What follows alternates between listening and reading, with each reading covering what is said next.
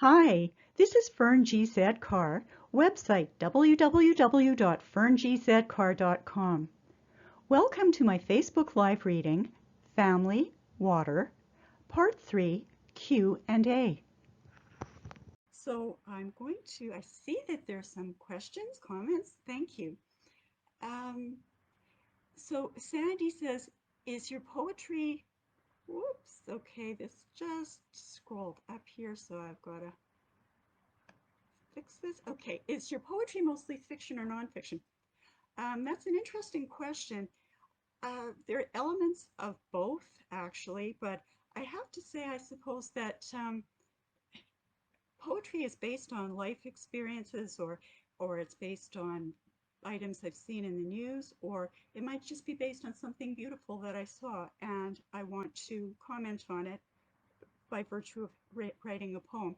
Now, I do have some poetry that's, of course, totally imaginary, but I don't know if there's ever really such a thing as something being 100% imaginary, because we always have our subconscious thoughts and dreams and observations as well.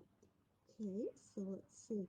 Next is, I hope I'm not missing anybody else. So, Budinda said, makes me think of my twin nephew, 6, and can't imagine how either one would manage without the other.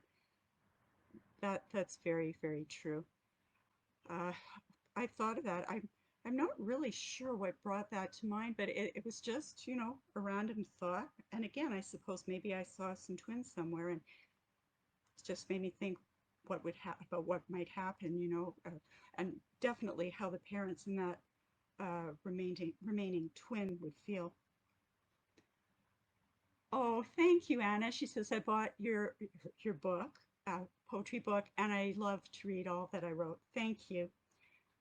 Um, Shirley asked, are the poems of family my own experiences or my own family?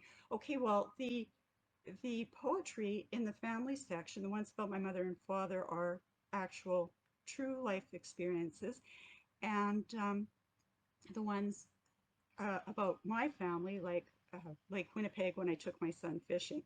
And I should modify that, because I took him fishing, but I told him I don't fish myself, I won't bait the hook, I don't touch worms, but I'll stay with you and watch you as you go fishing. And then, of course, Past the Moon and the Stars, yes, that was also based on our family dynamic. Um, Bonnie asks if I get a lot of inspiration from other poets, and do I have a favorite and why? And believe it or not, some of my favorites are the Spanish ones. Like Pablo Neruda. He wrote one poem, I just love it, El Tigre, about the power and the passion of a tiger in the jungle, and how the tiger basically is protective of his love. It just a beautiful poem. And there was another one, South, let's see, Death Watch on the South Side, by another poet. I think it was, I can't remember now the name of the poet, but it's just such a poignant poem. And then, of course, there are wonderful Canadian poets and poets from all over the world. It's it's like comparing, well, in a sense, your children. You have, you just, you love them all. Okay, Shirley, are you afraid of water? You were very descriptive of those feelings. That's an interesting question. I wouldn't say that I'm afraid of water, but I've always had a very healthy respect for it. And I do know that when I was younger and we were taking swimming lessons at school, one of the teachers decided to, not the school teacher, but the swimming instructor decided to drop me into the deep end so that I could learn how to swim that way.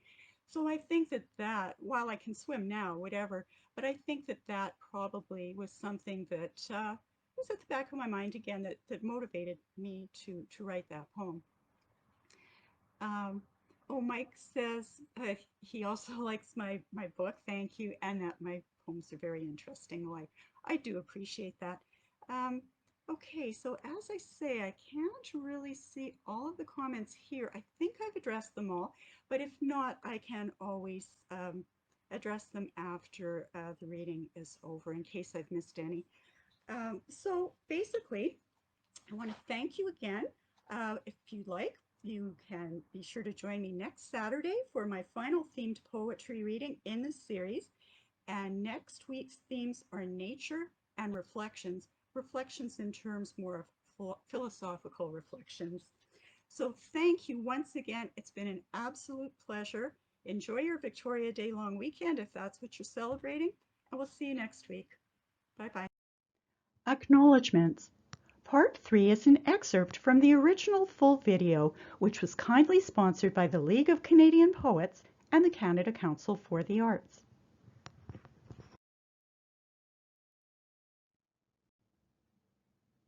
Thanks very much for watching my video. If you enjoyed it, feel free to like, and please be sure to subscribe. For more poetry, my book Shards of Crystal is available on Amazon. Thanks again, and stay tuned for a new video every Wednesday.